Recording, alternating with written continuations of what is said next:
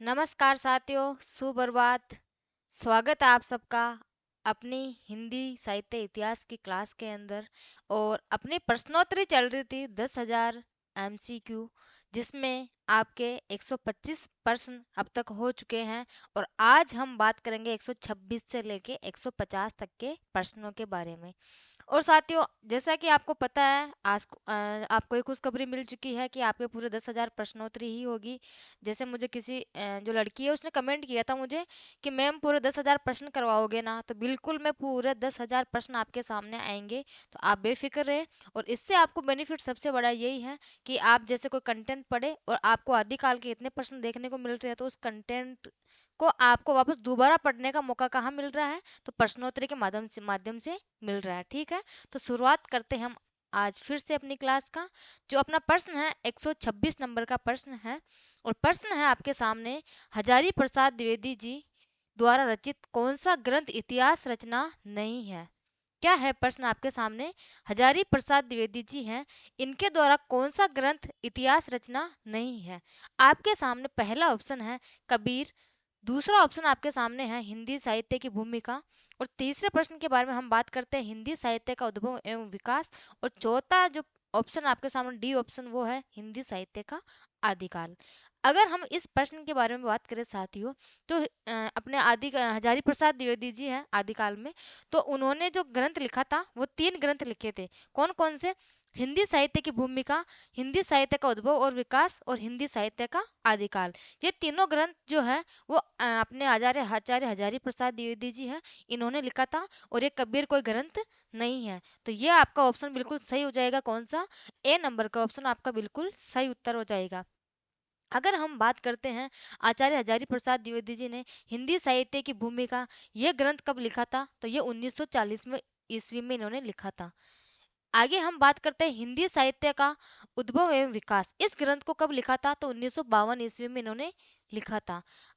और इन्होंने जो है हिंदी साहित्य का आदिकाल, यह ग्रंथ कब लिखा था? तो यह ग्रंथ इन्होंने 1953 ईस्वी में लिखा था। ठीक है, और ये वेरी वेरी मोस्ट है, बहुत महत्वपूर्ण, आपके लिए एग्जाम में कहीं ना कहीं देखने को जरूर मिलेगा। और सेम ऐसा ही प्रश्न आता है जिसके अंदर आपको प्रश्न की बिल्कुल जो पैटर्न है वो भी यही रहेगा। और आपको जैसे जरूर नहीं कि आप बस कबीर दे, आपको तीन पुस्तकें देखने को यही मिलेगी और चौथा ऑप्शन कोई और देखने को मिलेगा, ये श्योर है। ठीक है, तो आपको ये प्रश्न बहुत महत्वपूर्ण है आपके लिए। तो क्या है? हजारी प्रसाद द्विवेदी जी हैं, इनके तीन ग्रंथ हैं। हिंदी साहित्य की भूमिका जो 1940 ईस्वी में प्रकाशन है, और हिंदी साहित्य का उद्भव एवं विकास जो 1952 ईस्वी में प्रकाशित है, और हिंदी साहित्य का आदिकाल जो 1953 ईस्वी में प्रकाशित है। ठीक है, और आपका जो इसका उत्तर है वो ए जो है कबीर, वो बिल्कुल सही हो जाएगा उत्तर, जो कि गलत है, इसका ग्रंथ नहीं है। अगले प्रश्न की ओर हम बात करते हैं। 127 नंबर का प्रश्न है। साथ ही जो भी क्वेश्चन आपको आए उसका उत्तर देने की आप जो है वो कोशिश किया करो। जैसे आपको कोई प्रश्न आए तो आप उसके अंदर उत्तर दिया करो कमेंट बॉक्स में कि इसका आंसर ये है। और अगर कोई प्रश्न में आपको कुछ लगे कि नहीं ये डाउटफुल है या ऐसा कुछ है, तो उसका भी आप कमेंट जरूर करें। क्योंकि जब तक आप कमेंट नहीं करोगे, अपने जो मन के भाव है उसको व्यक्त नहीं करोगे, तो उससे क्या मतलब निकलेगा कि आपके मन में क्या आंसर आ रहा है? या फिर ऐसे तुक्के लगा रहे हो कि हाँ ठीक है इसका ये हो सकता है और बाद में आंसर देकर ये नहीं था। ऐसा नहीं करना। ठीक है, अगले प्रश्न अपना 127 नंबर का, आदिकाल का नामकरण करने वाले विचारक एवं उनके द्वारा किए गए नाम का सही युग्म है। जो आदिकाल है इसका नामकरण किस कवि ने क्या नाम दिया था आदिकाल को? ठीक है, सबसे पहले हम बात करते हैं आचार्य विश्वनाथ प्रसाद मिश्र ने वीर काल कहा था आदिकाल को। मिश्र बंधुओं ने आरंभिक काल कहा था आदिकाल को। बिल्कुल, विश्वनाथ प्रसाद मिश्र ने वीर काल कहा था और मिश्र बंधुओं ने आरंभिक काल कहा था। आगे तीसरे ऑप्शन में हम बात करते हैं राहुल सांकर त्यायन जी। तो इन्होंने क्या सिद्ध सामंत काल कहा था, जो अपने आदिकाल है इसको? तो बिल्कुल राहुल सांकर त्यायन जी ने भी सिद्ध सामंत काल आदिकाल को कहा था। तो यानी कि अपने ये तीन जो ऑप्शन है तो बिल्कुल सही है। अब हम चौथे ऑप्शन की तरफ बात करते हैं कि जॉर्ज गिरिसन ने अपभ्रंश काल कहा था। नहीं साथियों, जॉर्ज गिरिसन जो है इन्होंने आदिकाल को चारण काल कहा था। क्या कहा था? चारण काल। और अगर हम अपभ्रंश काल के बारे में बात करें कि अपभ्रंश काल है वो किन्होंने मतलब किसने कहा था, तो अपभ्रंश काल के बारे में हम बात करें तो डॉक्टर बच्चन सिंह आ जाएंगे आपके, एक तो जिन्होंने आदिकाल को अपभ्रंश काल कहा था, और एक आ जाएंगे आपके धीरेन्द्र वर्मा। धीरेन्द्र वर्मा, इन्होंने क्या कहा था? आदिकाल को अपभ्रंश काल कहा था। तो आपका डी ऑप्शन जो है बिल्कुल सही हो जाएगा। डी ऑप्शन आपका बिल्कुल सही है। जॉर्ज गिरेसन ने अपभ्रंश काल नहीं कहा था, जॉर्ज गिरेसन ने चारण काल नाम दिया था, और आपके जो अपभ्रंश काल है वो बच्चन सिंह ने और धीरेन्द्र वर्मा ने अपभ्रंश काल कहा था। ठीक है। और साथियों अगर आपके संधि और चारण काल की मैं बात करूं, संधि और चारण काल, यह नाम किसने दिया? तो ये आपके डॉक्टर राम कुमार वर्मा ने दिया था। किसने दिया था? डॉक्टर राम कुमार वर्मा ने। डॉक्टर राम कुमार वर्मा ने नाम दिया आदिकाल को संधि चारण काल। ठीक है। अगले प्रश्न की ओर हम बात करते हैं। 128 नंबर का प्रश्न अपना, हिंदी नवरत्न कृति के रचनाकार कौन है? हिंदी रचनाकार, यहाँ पे रचनाकार है, हिंदी नवरत्न कृति के रचनाकार कौन है? पहले ऑप्शन आपके सामने राहुल सांकृत्यायन जी, दूसरा ऑप्शन आपके सामने धीरेन्द्र वर्मा, और तीसरे ऑप्शन के बारे में हम बात करें मिश्र बंधु, और चौथा ऑप्शन आपके सामने विजेंद्र स्नातक। तो साथियों अगर हम हिंदी नवरत्न कृति के बारे में बात करते हैं तो इसके रचनाकार कौन है? तो इसके रचनाकार आपके मिश्र बंधु ने हिंदी नवरत्न कृति के जो है रचना की थी। ठीक है। आगे बात करते हैं हम अगले प्रश्न की ओर। अपने इसमें जो है सी ऑप्शन बिल्कुल सही हो जाएगा।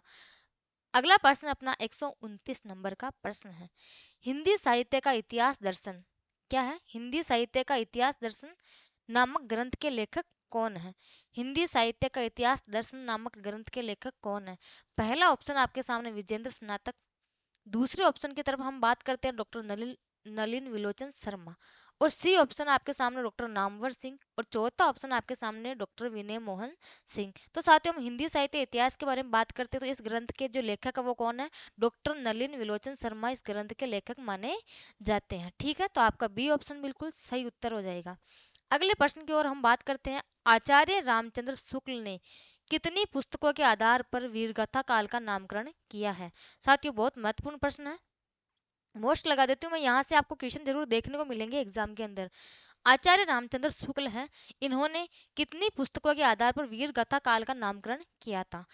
सबसे पहला ऑप्शन आपके सामने 8 पुस्तकें, बी ऑप्शन आपके सामने 10 पुस्तकें, और सी ऑप्शन आपके सामने वो है 12 पुस्तकें, और डी ऑप्शन आपके सामने 15 पुस्तकें। तो साथियों इसका जो सही उत्तर हो जाएगा, जो आचार्य रामचंद्र शुक्ल जी है, इन्होंने वीर गाथा काल का जो नामकरण किया था वो 12 पुस्तकों के आधार पे किया था। अगर हम इन 12 पुस्तकों के बारे में बात करते हैं तो 4 तो इनके साहित्यिक पुस्तकें थी, और जो 8 पुस्तकें थी वो देश भाषा जो काव्य की वो थी पुस्तकें थी। अगर हम इनके पहले 12 पुस्तकों के बारे में हम बात करते हैं, इनकी 12 पुस्तकें, ठीक है, इनकी 12 पुस्तकों के बारे में हम बात करते हैं।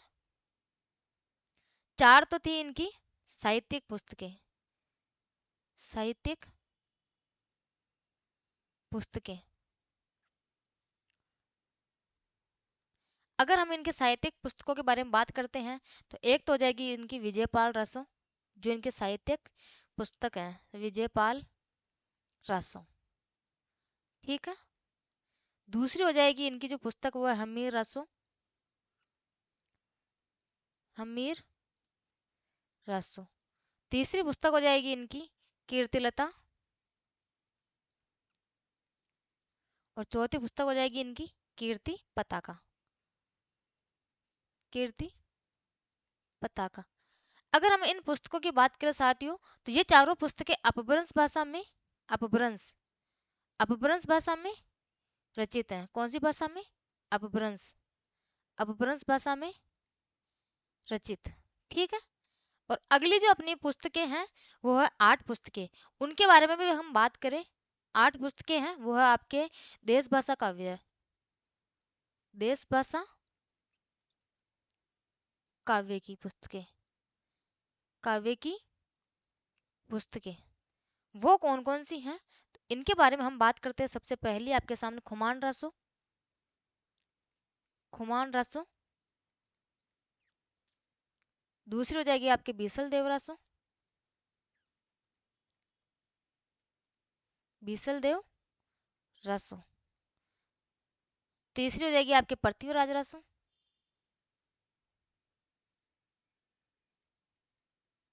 पृथ्वीराज रासो। चौथी हो जाएगी आपके जयचंद प्रकाश, जयचंद प्रकाश।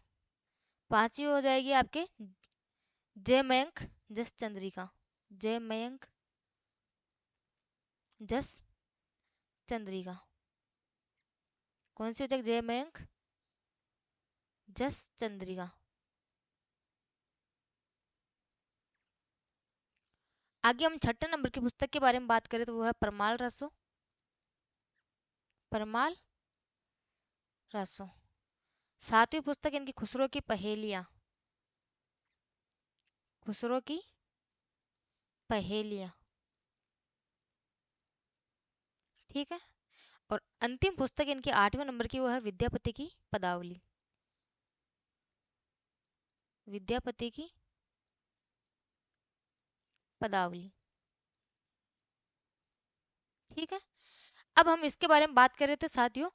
जो अपना प्रश्न था वो था कि आचार्य रामचंद्र शुक्ल ने कितनी पुस्तकों के आधार पर वीर गाथा काल का नामकरण किया था। तो हमारा उत्तर जो है वो 12 पुस्तकें। 12 पुस्तकें कौन कौन सी हैं? तो सबसे पहले हम बात करते हैं जिनकी 4 तो साहित्यिक पुस्तकें थी और 8 इनकी जो है दो देश भाषा पुस्तकें थी, देश भाषा काव्य की। 4 पुस्तकें कौन कौन सी थी इनकी? इन 4 पुस्तकों के बारे में हम बात करें तो पहली विजयपाल रसो, दूसरी हमीर रसो, तीसरी आपके कीर्ति लता और चौथी आपके कीर्ति पताका हो जाएगी। और ये जो रचनाएं हैं इनकी, ये जो जिन पुस्तकों के आधार पर इन्होंने बांटा था, ये आपके अपभ्रंश भाषा में रचित है। ठीक है। इसके बाद आगे हमने बात की थी देश भाषा काव्य की पुस्तकें 8 कौन कौन सी हैं। तो पहली इनकी खुमान रासो, दूसरी बिसल देव रासो, तीसरी इनकी पृथ्वीराज रासो, चौथी है इनकी जयचंद प्रकाश, पांचवी है इनकी जयमंग जस चंद्रिका और छठी है परमाल रासो, सातवीं है खुसरो की पहेलियां और आठवीं है विद्यापति की पदावली। ठीक है। तो अपना इसका सही उत्तर वो क्या हो जाएगा? 12 पुस्तकें, सी ऑप्शन बिल्कुल सही उत्तर हो जाएगा। अब हम बात करते हैं अगले प्रश्न की ओर। अपना जो 131 नंबर का प्रश्न है उसकी ओर हम बात करते हैं कि साहित्य के इतिहास के संदर्भ में कौन सा एक कथन सही नहीं है। साहित्य के इतिहास के संदर्भ में कौन सा एक कथन सही नहीं है।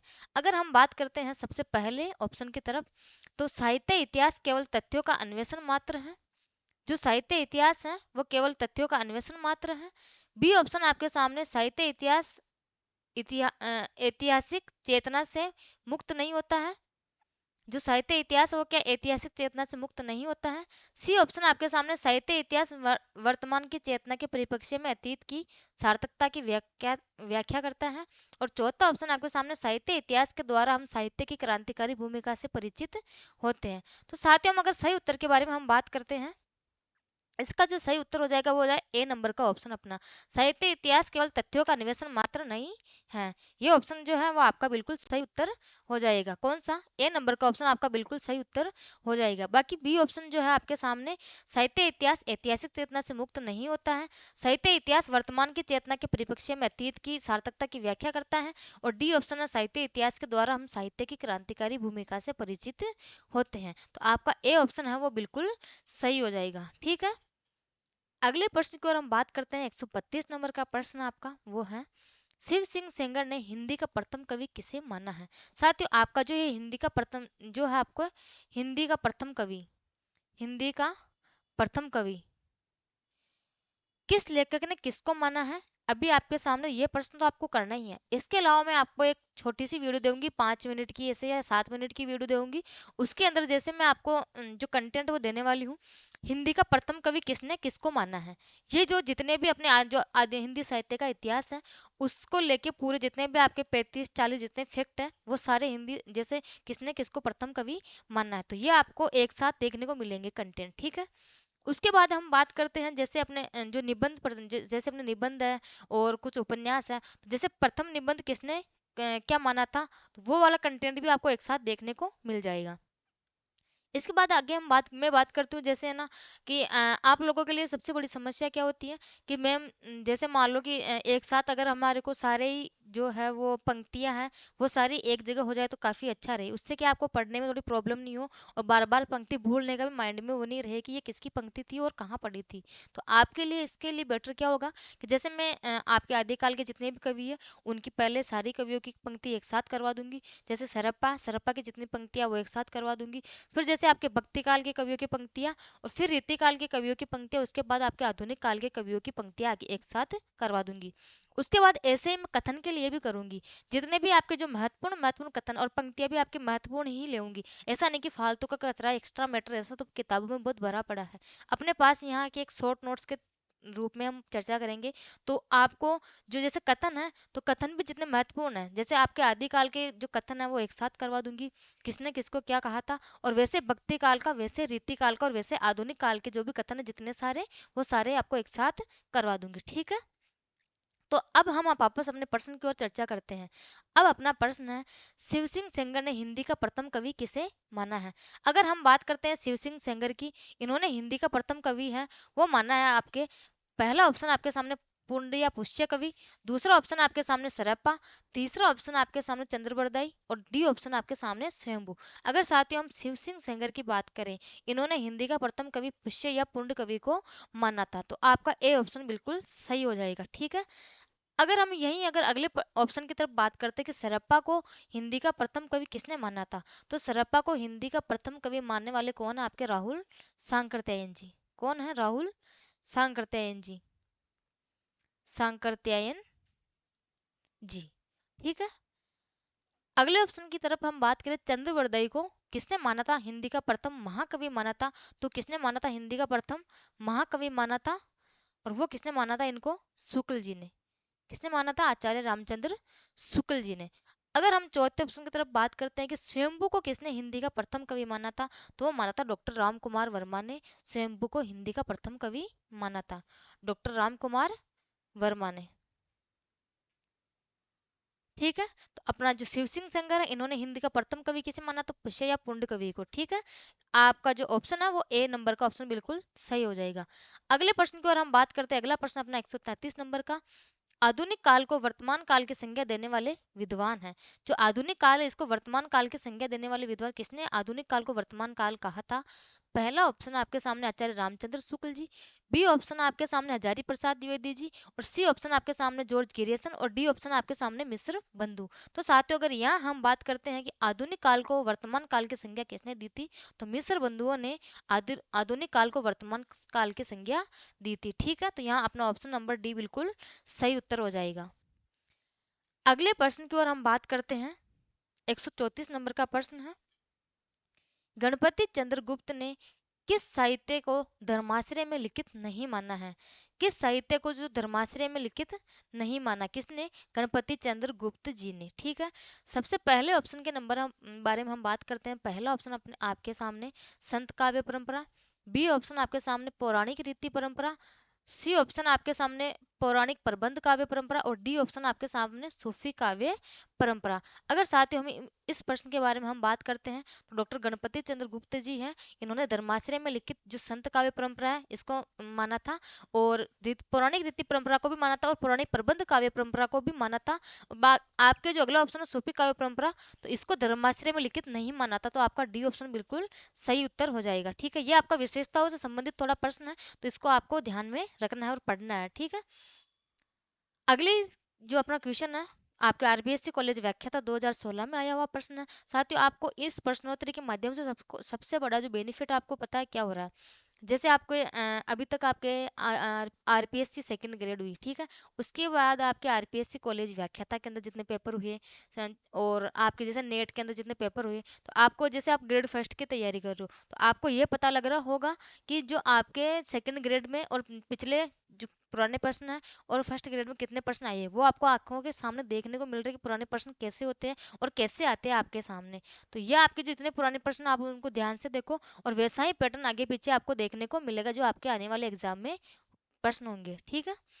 अब अपना प्रश्न है, ये मोस्ट प्रश्न आपके लिए, पहले जैसे गाथा या गाहा कहने से प्राकृत का बोध होता था, वैसे ही पीछे कहने से अपभ्रंश का लोक प्रचलित काव्य भाषा का बोध होने लगा है। आचार्य शुक्ल के इस कथन के रिक्त स्थान में कौन क्या होगा। यानी कि यहाँ पे ये पूछ रहे हैं, सबसे पहले तो ये कथन किसका, बहुत बार कथन पूछा गया डायरेक्ट, ये पूरी जो पूरा कथन है ये देख के ये पूछा गया कि ये कथन किसने दिया है, तो ये आचार्य रामचंद्र शुक्ल का है। एक तो महत्वपूर्ण प्रश्न आपका यही बन जाता है इसके अंदर, ठीक है।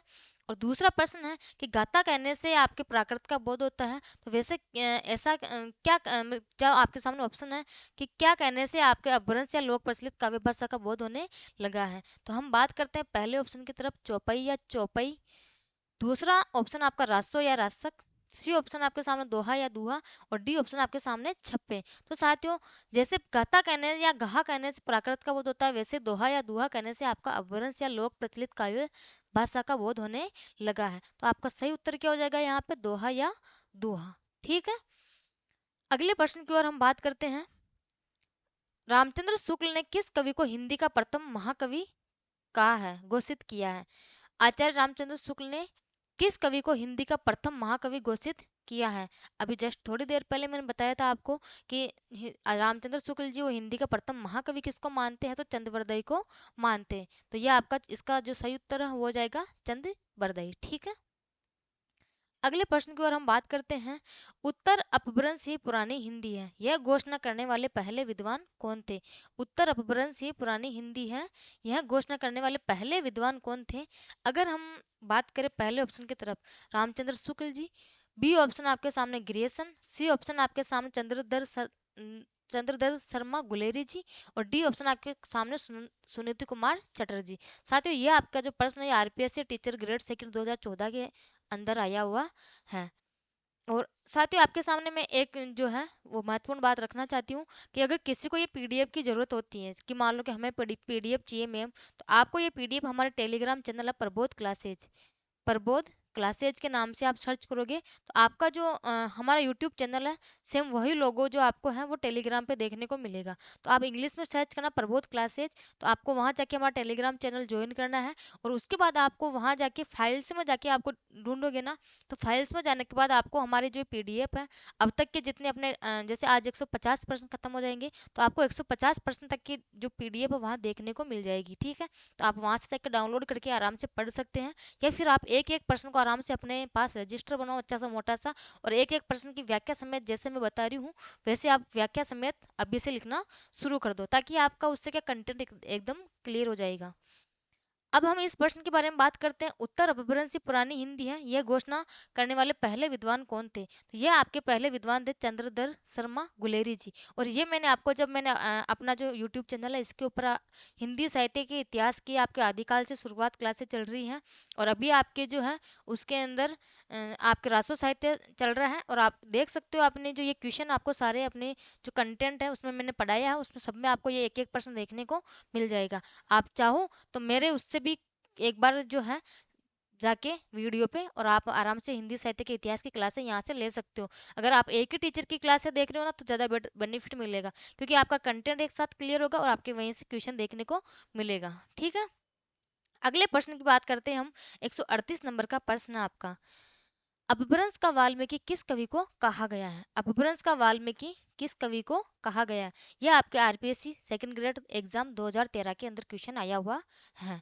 पहले ऑप्शन की तरफ हम बात करते हैं विमल देव सूरी, बी ऑप्शन है आपका स्वयंभू, सी ऑप्शन आपका हेमचंद्र, और डी ऑप्शन आपका पुष्प दंत। तो साथियों, हम बात करते हैं कि अपभ्रंश का वाल्मीकि किस कवि को कहा गया है, तो वो है आपके पुष्प दंत, जिसको अपभ्रंश का वाल्मीकि कहा जाता है। तो आपका डी ऑप्शन यहाँ पे बिल्कुल सही हो जाएगा। ठीक है, अगले प्रश्न की ओर हम बात करते हैं। पहुड़ दोहा ग्रंथ के रचनाकार कौन है? जो आपके पहुड़ दोहा है, इस ग्रंथ के रचनाकार कौन है? इस ग्रंथ के रचनाकार के बारे में हम बात करते हैं। पहला ऑप्शन आपके सामने जोइंदू, बी ऑप्शन आपके सामने राम सिंह, सी ऑप्शन आपके सामने जिनदत्त सूरी, और डी ऑप्शन आपके सामने धनपाल। साथियों, ये प्रश्न जो आपके कॉलेज व्याख्याता 2016 के अंदर आया हुआ है। ठीक है, अगर हम पहुड़ दोहा ग्रंथ के रचनाकार के बारे में बात करें, तो इस ग्रंथ के रचनाकार आपके राम सिंह है। कौन है? राम सिंह। आपका बी ऑप्शन बिल्कुल सही हो जाएगा। अगर हम अदरवाइज ऑप्शन के बारे में बात करते हैं, अदर ऑप्शन इसमें दिए हुए हैं, उसकी बात करें, तो हम जोइंदू की बात करते हैं कि इसकी रचना कौन सी है, तो परमात्म प्रकाश, परमात्म प्रकाश। ठीक है, आगे हम बात करते हैं राम सिंह की पहुड़ दोहा हो गई। जिंदत सूर्य की बात करें हम, तो इनकी रचना कौन सी है? उपदेश रसायन रास, उपदेश रसायन रास। ठीक है, और अगर हम धनपाल की बात करते हैं, इनकी जो रचना है वो कौन सी है, तो भविष्यत कहा, भविष्यत कहा, ये इनकी रचना हो जाएगी। ठीक है, अगले प्रश्न की ओर हम बात करते हैं। 140 नंबर का प्रश्न आपका। इनमें से कौन सी रचना आदिकाल के जैन साहित्य में सम्मिलित नहीं है? इनमें से जो कौन सी रचना है वो आदिकाल के जैन साहित्य में सम्मिलित नहीं है? अगर हम पहले ऑप्शन की तरफ बात करते वर्ण रत्नाकर, बी ऑप्शन है आपका बरतेश्वर बाहुबली रास, सी ऑप्शन है आपका श्रावकाचार और डी ऑप्शन है आपका चंदन बाला रास। साथियों अगर हम बात करते हैं जैन साहित्य में कौन सी जो रचना है वो सम्मिलित नहीं है, तो आपकी वर्ण रत्नाकर है, ये जैन साहित्य से सम्मिलित नहीं है। बाकी बरतेश्वर बाहुबली रास और श्रावकाचार और चंदन बाला रास ये तीनों आपके जैन साहित्य से संबंधित है। ठीक है, अगर हम बरतेश्वर बाहुबली जो रास है इनकी चर्चा करें तो इसके रचनाकार कौन है आपके, तो इसके रचनाकार हो जाएंगे आपके शालिभद्र सूरी। शालिभद्र सूरी इनके रचनाकार हो जाएंगे। श्रावकाचार की बात करें इसके रचनाकार कौन है, तो इसके रचनाकार हो जाएंगे आपके देवसेन। कौन हो जाएंगे, देवसेन। और अगर हम बात करते हैं चंदन बला रास, इसके कवि कौन है, रचनाकार कौन है, तो वो हो जाएंगे आसगु कवि। कौन हो जाएगा आपके, आसगु कवि। ठीक है, और आपके जैन साहित्य से सम्मिलित कौन नहीं है, तो वर्ण रत्नाकर रचना जो आपके जैन साहित्य से सम्मिलित नहीं है। अगले प्रश्न की ओर हम बात करते हैं। 141 नंबर का प्रश्न आज आपका, आदिकाल में सर्वाधिक प्रामाणिक रूप से प्राप्त साहित्य है। सर्वाधिक प्रामाणिक जो साहित्य वो कौन सा है आपके आदिकाल में, हम पहले ऑप्शन की तरफ बात करते हैं तो वह आपका जैन साहित्य, बी ऑप्शन आपके सामने रासो साहित्य, सी ऑप्शन आपके सामने सिद्ध साहित्य और डी ऑप्शन आपका नाथ साहित्य। तो साथियों हम आदिकाल में सबसे प्रामाणिक रूप में बात करें तो आपका जैन साहित्य वो सबसे प्रामाणिक साहित्य माना जाता है, तो आपका ए नंबर का जो ऑप्शन है बिल्कुल सही आंसर हो जाएगा। अगले प्रश्न की ओर हम बात करते हैं। आपका 142 नंबर का प्रश्न है, जैन साहित्य का समय माना जाता है। जो आपका जैन साहित्य है इसका समय काल क्या माना जाता है। साथ ही हम जैन साहित्य के समय काल के बारे में बात करें तो सबसे पहला ऑप्शन आपके 7वीं सदी से लेकर 13वीं सदी तक इसका समय माना जाता है। बी ऑप्शन आपके सामने 8वीं सदी से लेकर 13वीं सदी तक इसका समय माना जाता है, या फिर आपके 9वीं सदी से लेकर 14वीं सदी तक इसका समय माना जाता है, और डी ऑप्शन आपके सामने 10वीं सदी से लेकर 14वीं सदी तक इसका समय माना जाता है। तो साथियों हम बात करते हैं यहाँ पे कि जो जैन साहित्य इसका समय क्या माना जाता है, तो सबसे पहले हम बात करते हैं जैन जो साहित्य है इसका समय 8वीं सदी से लेकर और 13वीं सदी तक माना जाता है। तो आपका बी जो बी ऑप्शन है वो बिल्कुल सही उत्तर हो जाएगा। ठीक है, अगले प्रश्न की ओर हम बात करते हैं। 143 नंबर का प्रश्न आपका, आदिकाल में चरचरी, फागु, रास, चरियु काव्य शैलियों में रचना करने वाले एकमात्र विद्वान कौन है। जो आपके चरचरी, फागु, रास, चरियु और काव्य शैलियों में रचना करने वाले एकमात्र विद्वान कौन है, तो हम बात करते हैं सबसे पहले चारण, या फिर आपके सिद्ध साहित्य वाले, या फिर नाथ साहित्य, या फिर जैन साहित्य में। तो हम बात करते हैं इसके सही उत्तर की तरफ, तो सबसे ज्यादा जो आपके एकमात्र विद्वान रचना करने वाले हैं, वो है आपके जैन साहित्य वाले। कौन है, जैन साहित्य वाले। ठीक है, अगले प्रश्न की ओर हम बात करते हैं। 144 नंबर का प्रश्न है, जैन साहित्य में टब्बा क्या है। ये टब्बा क्या होता है साथियों जैन साहित्य में, आपका पहला ऑप्शन है गद्य टिप्पणियां, दूसरा ऑप्शन आपका जैन साहित्य की विशिष्ट शैली, सी ऑप्शन आपके सामने जैन साहित्य में प्रकृति चित्रण, और डी ऑप्शन हो जाएगा आपका जैन साहित्य का प्रसिद्ध विद्वान। साथियों हम जैन साहित्य में टब्बा के बारे में बात करते हैं तो ये गद्य साहित्य में लिखी गई एक टिप्पणियां होती हैं जो आपके टब्बा कहलाती हैं। ठीक है, तो आपका ए नंबर का ऑप्शन है वो बिल्कुल सही उत्तर हो जाएगा। अगले प्रश्न की ओर हम बात करते हैं। 145 नंबर का प्रश्न आपका, 145 नंबर का प्रश्न है, सिद्धों और योगियों की रचनाएं साहित्य कोटि में नहीं आती और योग धारा काव्य या साहित्य की कोई धारा नहीं मानी जा सकती। चर्चित वाक्य के प्रयोक्ता कौन है। साथ ये जो आपके सामने जो चर्चित पंक्ति है वो है, मतलब जो आपका कथन है, सिद्धों और योगियों की रचनाएं साहित्य कोटि में नहीं आती हैं और योग धारा काव्य या साहित्य की कोई धारा नहीं मानी जाती है। कौन सी, योग धारा काव्य या साहित्य की कोई धारा नहीं मानी जा सकती है। चर्चित वाक्य के प्रयोक्ता कौन है। सबसे पहले नंबर के ऑप्शन की तरफ हम बात करें, राहुल सांकृत्यायन जी, बी ऑप्शन आपका महावीर प्रसाद द्विवेदी, सी ऑप्शन आपका आचार्य रामचंद्र शुक्ल जी, और डी ऑप्शन आपका जो है गारसादय तासी। साथ ही हम बात करते हैं जो आपका इसके प्रयोक्ता कौन है, तो वो है आपके आचार्य रामचंद्र शुक्ल जी हैं जो इसके प्रयोक्ता है। किसके, शुक्ल जी ने कहा है कि सिद्धों और योगियों की रचनाएं साहित्य की कोटि में नहीं आती हैं और योग धारा काव्य या साहित्य की कोई धारा नहीं मानी जा सकती है। और यह कथन किसका या फिर किसके प्रयोक्ता, जो चर्चित वाक्य है इसके प्रयोक्ता कौन है, तो आपके आचार्य रामचंद्र शुक्ल जी माने जाते हैं। आपका सी ऑप्शन बिल्कुल सही उत्तर हो जाएगा। ठीक है, अगले प्रश्न की ओर हम बात करते हैं। 146 नंबर का आपका प्रश्न है, प्रश्न आपके सामने, आदिकाल की अत्यंत सरस रचना बसंत विलास कौन सी? बसंत विलास के प्रथम संपादक हैं। और ये आपके जो प्रश्न है RPSC teacher grade second exam 2010 में पूछा गया था। बसंत विलास ये भी एक महत्वपूर्ण रचना आपकी। तो आदिकाल की अत्यंत सरस रचना वसंत विलास के प्रथम संपादक कौन है? तो आपका ए ऑप्शन की तरफ हम बात करते हैं, केशवलाल हर्षद राय ध्रुव। बी ऑप्शन आपके सामने माता प्रसाद गुप्त। सी ऑप्शन आपके सामने गौरी शंकर हीराचंद ओझा। और डी ऑप्शन आपके सामने दयाल दास। साथियों, अगर हम इस प्रश्न के बारे में बात करते हैं कि बसंत विलास जो रचना है इसके प्रथम संपादक कौन है? प्रथम संपादक इसके जो है वह केशवलाल हर्षद राय ध्रुव इसके प्रथम संपादक माने जाते हैं। किसके? बसंत विलास रचना के जो प्रथम संपादक वो केशवलाल हर्षद राय हर्षद राय ध्रुव माने जाते हैं। ठीक है, तो आपका ए नंबर का जो ऑप्शन वो बिल्कुल सही उत्तर हो जाएगा। अगले प्रश्न की ओर हम बात करते हैं। अगला प्रश्न आपका 147 नंबर का प्रश्न है और ये भी आपके आरपीएससी टीचर ग्रेड सेकंड 2016 के एग्जाम में पूछा गया था। तो आपके यहाँ जो पुराने पेपर हैं अब तक के जो 5 साल के जो आपके सेकंड ग्रेड और फर्स्ट ग्रेड में आए हुए हैं, तो वो सारे क्वेश्चन पे आपके सामने देखने को मिल रहे हैं आपको कि आदिकाल से कैसे कैसे प्रश्न बने थे अब तक, जिससे आपका जो कंटेंट वो बिल्कुल एकदम क्लियर हो जाएगा। ठीक है, 147 नंबर का प्रश्न है, हिंदी साहित्य के आदिकालीन राहुल वेल के बारे में निम्नलिखित में से कौन सा कथन सही नहीं है? आपके सामने 4 ऑप्शन दिए हुए कथन वाले, और कौन सा इसमें से जो आदिकाल के राहुल वेल कवि हैं उनके बारे में सत्य कथन नहीं है।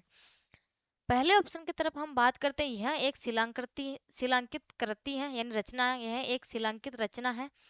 इसकी रचना राहुल वेल नाम नायिका के नक्सिक वर्णन के प्रसंग में हुई थी। यह चंपू काव्य की प्राचीनतम हिंदी कृति है। अगर साथियों इसके बारे में हम बात करते हैं तो ये एक शिलांकित कृति है, तो यहाँ ये बिल्कुल सही है। और आपके हम बात करते हैं अगले, तो यह चंपू काव्य की प्राचीनतम हिंदी कृति बिल्कुल सही है। ये जो आपके चंपू काव्य की प्राचीनतम हिंदी कृति है। और आगे हम बात करते हैं, उक्ति व्यक्ति प्रकरण आपके दामोदर शर्मा की है। बिल्कुल उक्ति व्यक्ति प्रकरण जो आपके दामोदर शर्मा की रचना है।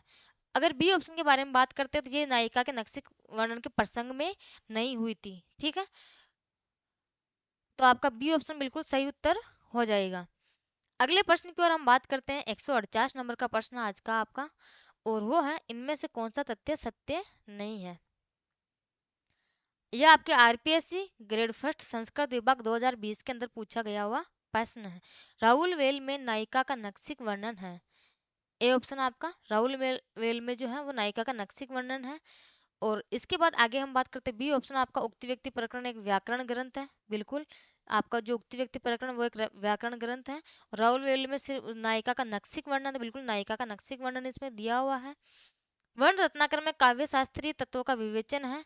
और डी ऑप्शन आपके सामने वो हो जाएगा, वसंत विलास में वसंत और स्त्रियों पर उसके विलासपूर्ण प्रभाव का चित्रण है। अगर हम इसके सही उत्तर के बारे में बात करते हैं तो साथियों, वर्ण रत्नाकर में काव्य शास्त्रीय तत्वों का विवेचन नहीं है।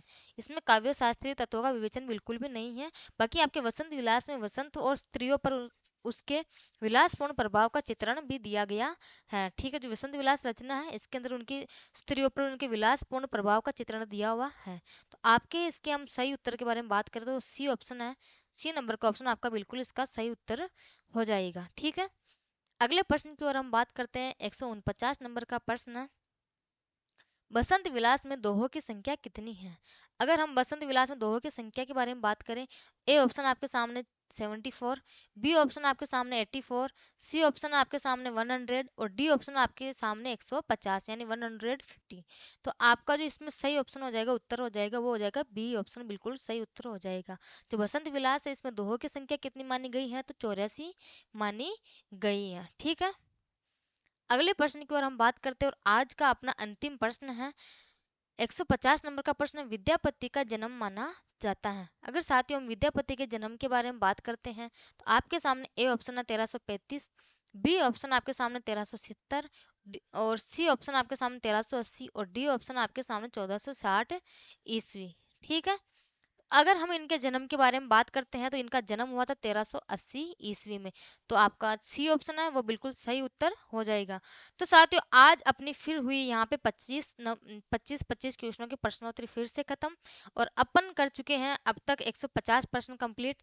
कल हम बात करेंगे 151 से आपके 175 तक के क्वेश्चनों की बात, जो आपके अभी तक आपका आदिकाल चलने वाला है रेगुलर।